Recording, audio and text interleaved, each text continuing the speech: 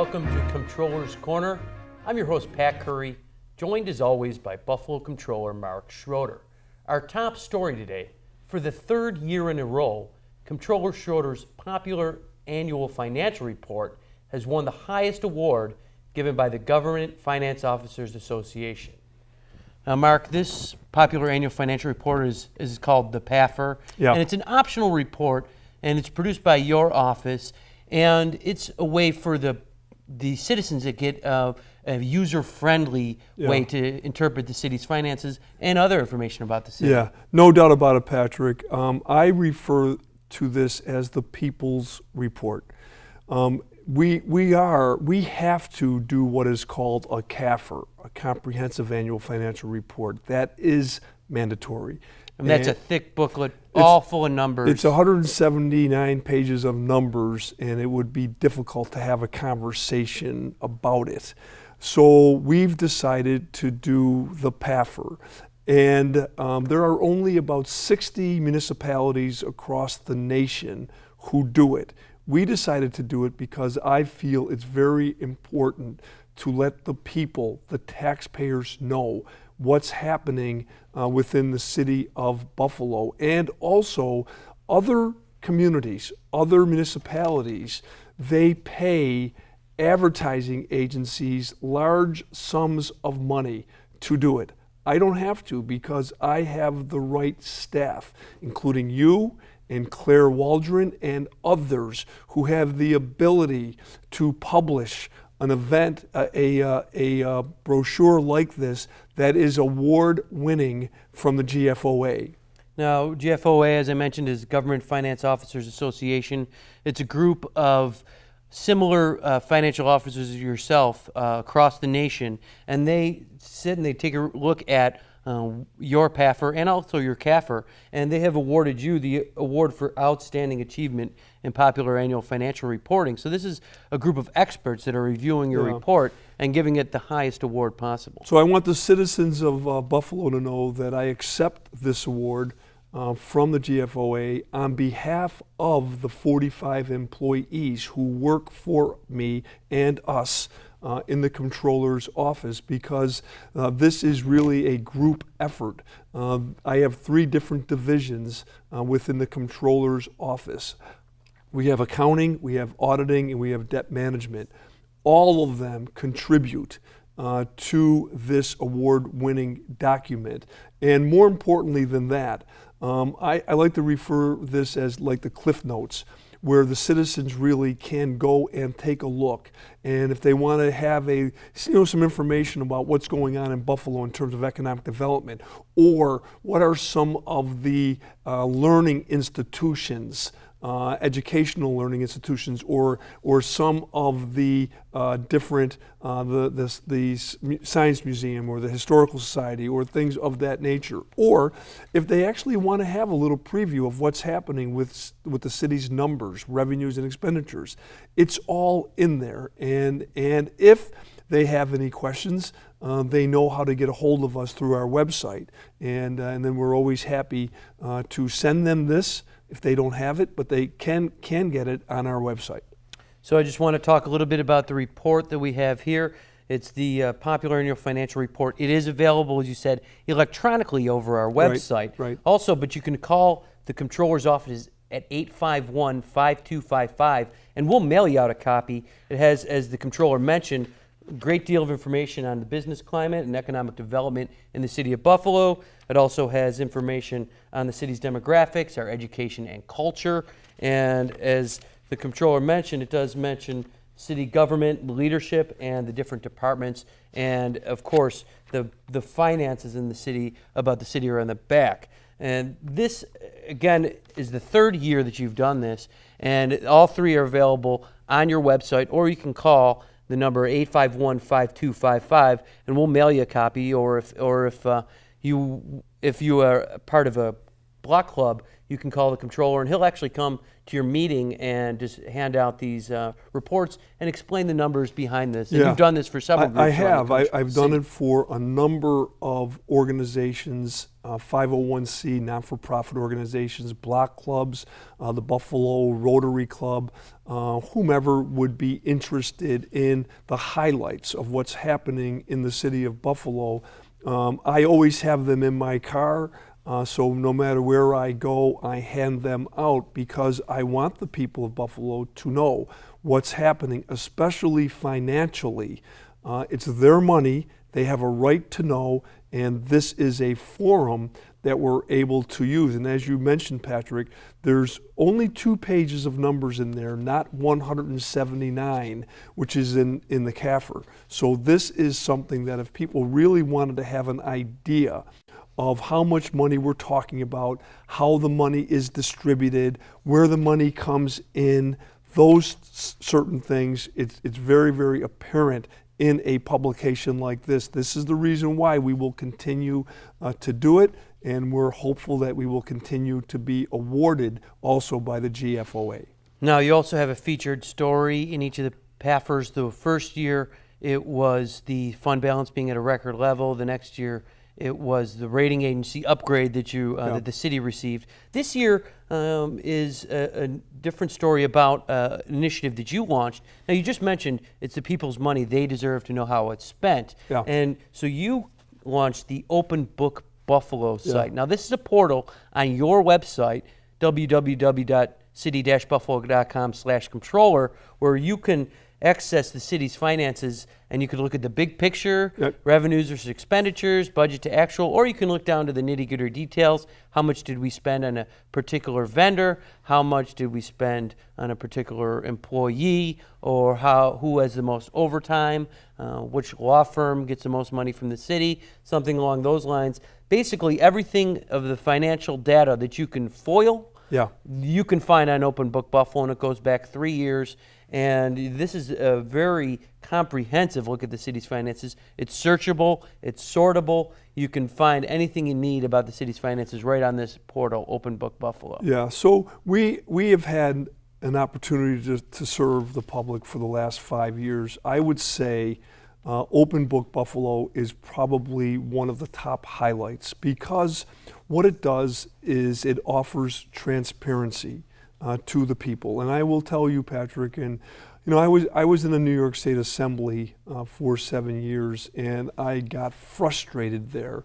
And I can remember one of the most frustrating moments on the floor of the assembly is when some of these assembly members would stand up and beat their chest and say how they're going to strengthen the FOIL law, the Freedom of Information Act. They're going to strengthen it so that the citizens will be able to know right away what information that they want and they need.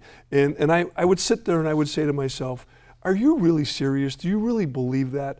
You know, 50 years ago, when the FOIL Act first began, it was some obscure lawyer.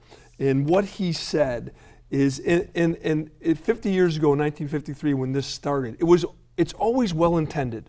It's always well-intended, but then after the years go by, it never turns out to be what it should have been, and that is information to the people. And so this attorney said, the people's right to know. The people's right to know. That's why the FOIL Act was first initiated. He also was a clever lawyer, and he coined a clever adage, and it said, public business is the public's business.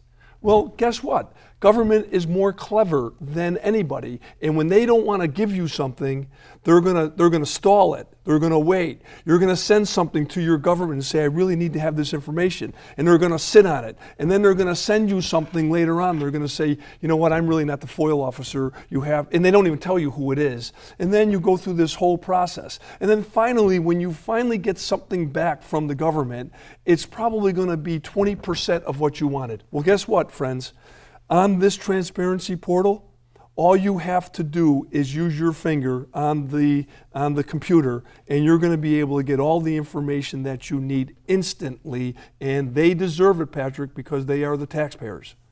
And the neat thing about the Open Book Buffalo is that it's integrated with the city's accounting software, so it's updated every 2 weeks. So the information you there is fresh. Instead of waiting for a year for the new financials to come out, you can get that information updated every 2 weeks, and it's very current, and it's accessible from any computer. And the Open Book Buffalo site has already started with the new fiscal year, Right. even though it just started a couple Yeah. of weeks ago. But I will tell you I know that all information, every single piece of information, is it in the Open Book Buffalo? It isn't. And the reason why it isn't is that there are certain silos within the city of Buffalo and some of its entities.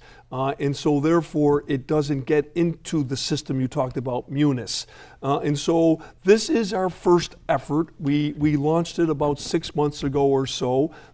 It's really very, very good. We've identified some other areas that we want to look into. But I will tell you, Patrick, I will make sure over the next several years of my term that all of the information, whether or not I have to FOIL for it, which would be embarrassing to my brothers and sisters in government if the Comptroller has to FOIL for something. But once I do that, it will immediately go on this transparency portal so everybody can see it. So I guess what I'm saying, to the administration, to the council, to the authorities, you do have the ability to put this information out there, and I would encourage them to do it immediately, just like we have.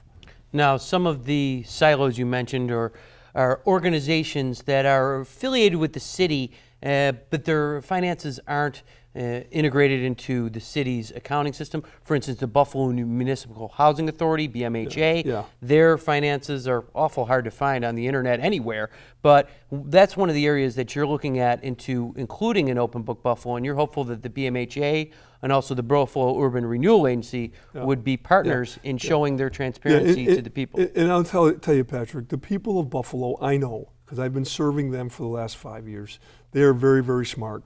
And they know those two entities you just talked about, they're shadow governments. They're controlled by those who control City Hall. Period, the end. There are the only policy makers there are in City Hall is the mayor and the Buffalo Common Council. They are the policy makers. And so it doesn't matter to me if it is the departments within City Hall. The departments outside of City Hall, the Buffalo Municipal Housing Authority, the mayor has 5 appointments to that. And so essentially the mayor controls the Buffalo Municipal Housing Authority. He controls Bureau. All of these alphabet soups, which people think are maybe different, they're not different from the city. They are the city. And so all of us, including the policymakers, the council members, and the mayor, they have a responsibility of transparency in making sure that all of this information is on the website and on the transparency portal. And for me to have to fight for information from the Buffalo Municipal Housing Authority is pathetic. We will do it.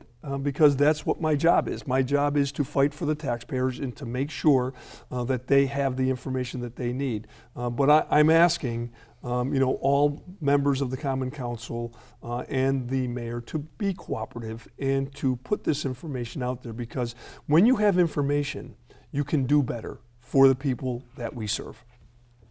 Now, I just want to let the viewers know that they can access Open Book Buffalo on the Comptroller's website. That's city-buffalo.com/Comptroller. There should be an icon for Open Book Buffalo. You'll see it there. You can also access the PAFR, the Public Annual Financial Report that we discussed earlier in the show, or if you'd like a hard copy of the PAFR, just give us a call at 851-5255. We're going to take a brief break, and we'll be back with more Comptroller's Corner after this message.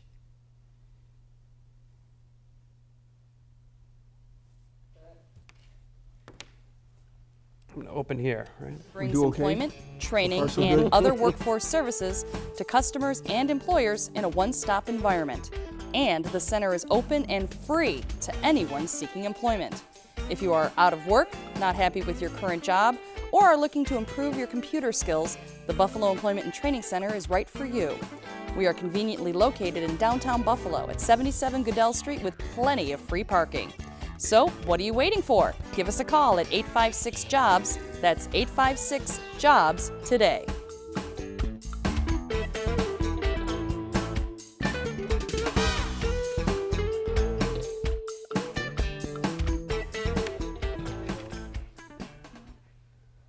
Hi, welcome back to Comptroller's Corner.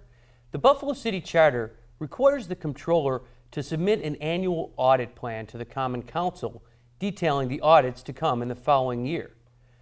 This year, the Comptroller Schroeder is taking a risk-based approach into selecting his audits in order to ensure that the limited resources of the Comptroller's office are used wisely and in ways that affect the city's bottom line.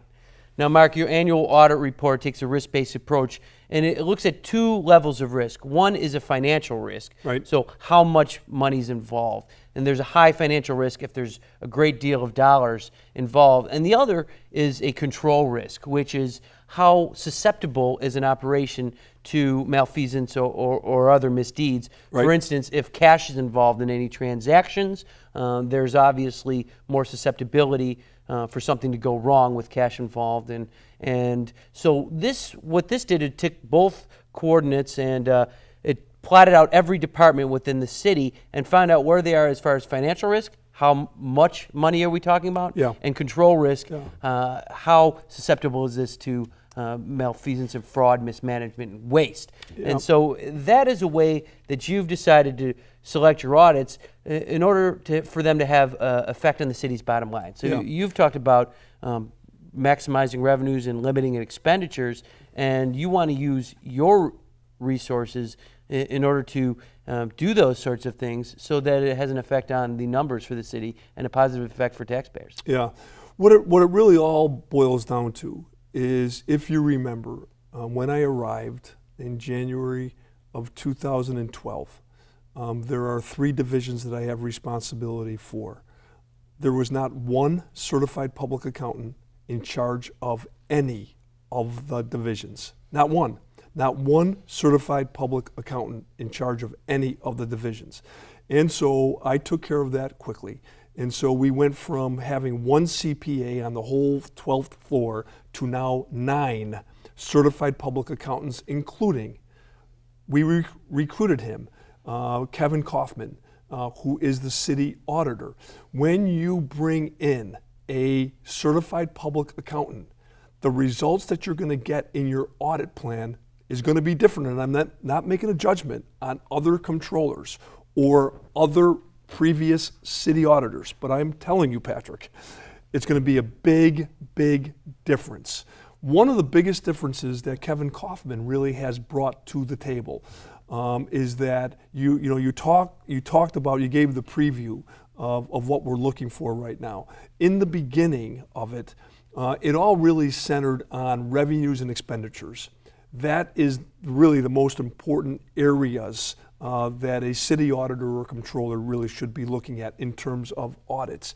But one of the things that Kevin Kaufman said to me early on, he said, "Controller, I don't know why we telegraph to everybody what audits we're going to be doing in the next fiscal year." And that's what they did, Patrick. They actually said, we're going to do this audit, we're going to do this audit in this department or this entity. And so we don't do that at all. We're not trying to be clever. All we're trying to explain is the area that we're most interested in. And then that's it. We don't telegraph where we're going. And then we make a decision to what we're going to audit, and then we do it properly. We inform the administration, we inform the mayor, we inform the commissioner, and then there's a process of communication between us. But these days of telling, hey, we're going to be auditing you in a few months, it doesn't make any sense if you think about it. And so that is the reason why I am so grateful to a very professional staff, especially the certified public accountants who head up audit, accounting, and debt management. Now, you mentioned the old approach taken by previous controllers about telling who's going to be audited, and oftentimes they pick their audits because fraud or waste or mismanagement or someone stealing, and then they audit it after the fact. You're taking a risk-based approach so that you can find these things before somebody steals from taxpayers. Yeah. You know, I read a book once, Tom Peters, In Search of Excellence, and I believe in catching people doing the right thing. But there are times in the position that we're in that we have a responsibility as the fiscal watchdog. If there are things going on within city government that is wrong, it is my responsibility and our responsibility to identify it, to suggest what can be done. You know, we'll make recommendations, and then what we've done with no other controller or city auditor have done, we've done these audits, and then we do what is called an anniversary audit. We remind those a year later of what we said and what you agreed to, and we want to make sure you're doing it, and we give a little assessment of how you're doing. And to me, that is really the best way to do it. It keeps everybody honest, and everybody understands that we're just not going to do the audit one time and you're going to stick it in your bookcase, never to think about it again. It isn't what we do. We're going to keep reminding on everybody until we get it right. And that's what my office does, and we're happy to do it, and we will continue to do it. Now, I mentioned how your goal is to affect the city's bottom line in a positive way. Your audits are already doing that. Yep. Let's look at the revenue side. There was hundreds of thousands of dollars that arbitrator had found that the city was getting shortchanged on the marina, on the Erie Basin Marina. Yep. There was an unscrupulous vendor there, and he was underpaying the city hundreds of thousands of dollars. You did an audit that went after him, found all these findings that he was not paying the city their fair share. Neutral arbitrator ruled that he owes the city hundreds of thousands of dollars. Yep. Also on the revenue side, you did an audit of the gross receipts tax. That's still going on, Yeah. but you've already gotten a check from the utility provider for $200,000 because they underpaid, and your audit brought attention to that, and they found that. On the expenditure side, you did an audit of the streetlight and electricity counts, and that you found that the city overpaid its expenditures. So you got more. You got a refund from National Grid, the city's utility provider. Yeah. Over $1 million has come in because the city overpaid, and your audit identified it. And so we're talking close to $2 million here. Yep. That your audits have had an effect on the city's bottom line. Yeah, and that's exactly what the objective was. No question about it. But other things were gained, just not on the ledger sheet. For instance, go back to what you were talking about with the Erie Basin Marina. Not only did we prove that we were being underpaid, from the vendor, but it then led the mayor and the commissioner of public works and the common council to do a whole new RFP, referral Request for proposal. Thank you. I was going somewhere else.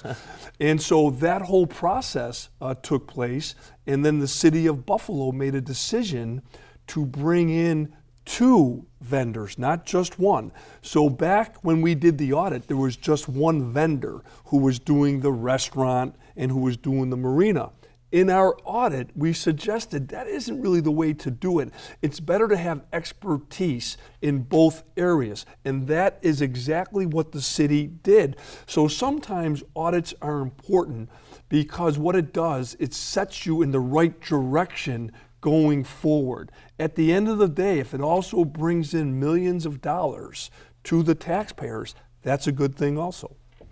Now, while we're talking about the bottom line, I want to talk about another division of yours that is always looking to improve the city's finances and have an impact on that figure, and that's the investment in debt. Now, you've done this before. Yep. It's called a tax anticipation note, TAN, tax anticipation note, and you've bought them from other municipalities, and you just did that again recently this summer. Let me explain this. So the city was getting 0.08% from its money market accounts. Pathetic. And you decided that you were going to go out and find a better deal for those monies, find better rate of return, and you look to other municipalities that might have needed some money. Right. So in order to meet payroll, a certain school district might need a $12 million loan, and the city would loan it to them, and they would get a higher rate of return. Now you just completed 2 deals. One is with the West Seneca Central School District. That's $12 million, and the interest rate there is 0.55, which is nearly 7 times as much as you were getting in the money market account. And then you also did one with the Wyandanch School District, and that interest rate was 0.7. That's nearly 9 times the rate that you're getting with a money market account. And now these school districts make out too, because you're offering them a lower rate than they would have got from a bank. Yeah. You're getting a better rate than you would have got from the bank. Yeah. And it's an example of cutting out the middleman, and both municipalities really mutually benefit from this arrangement, and it's a way of we can work together and gain more money for taxpayers. Well, you explained it in a great way, and so what I want to say to the taxpayers, the people that I represent, they are so very smart. They get this. They understand this. A couple of council members over the years, they'll remain nameless here, they said to me one time, why are we giving money to another school district, West Seneca? Why don't we give it to Buffalo? And the taxpayers have never said that to me, because they know we're not giving anything to anybody. It's exactly what you talked about. This is a business deal that we bring in more money to the city of Buffalo. All we're doing is helping a school district who has a gap and they need some money. They borrow the money from us over a short-term period, and when they pay us back, they pay us a lot more than we get from in our bank account. So at the end of the day, we've brought in over $250,000 to the city of Buffalo for doing this. We haven't given a penny to any school district. We've brought into Buffalo $250,000. That is the message, and I know the citizens of Buffalo, they get it. Now, Mark, you're half Italian. Your mother's maiden name was Bongiovanni, and this week was the Italian Festival. You went to the Italian Festival. Tell us a little bit about it and your Italian heritage. It was tremendous. It is done, obviously, right in the city of Buffalo, in the North District, Delaware District. And those who do it are community organizations, 501c, non-for-profit. And they do it with the cooperation of the mayor and his departments and the Common Council.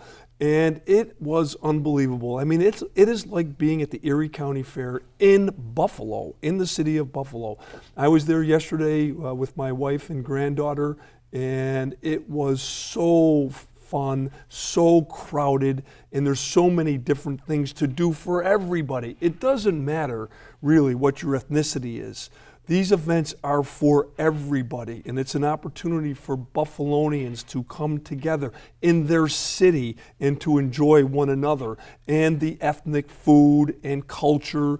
There was a puppet show. It was a Sicilian puppet show, and it was just fabulous. When you're a little kid, you are really captivated by the action and by the back and forth. And so these are things that are important because there's tradition and history here. And so Dr. Giacobbe, who is one of the proponents of the Italian festival, and my takeaway from what he would say is, it's not about just going there and eating spaghetti and eating pizza. You have to know something about your culture. It doesn't matter what it is. It doesn't matter if it's Juneteenth. You need to know what that's about. It doesn't matter if it's St. Patrick's Day. You need to know about your Irish history. And it's the same thing with the Italian festival, and they offer the opportunity of culture, the language, dancing, costumes, and it's just absolutely fabulous, and I'm proud of everybody who was affiliated with the Italian Festival this past weekend in Buffalo.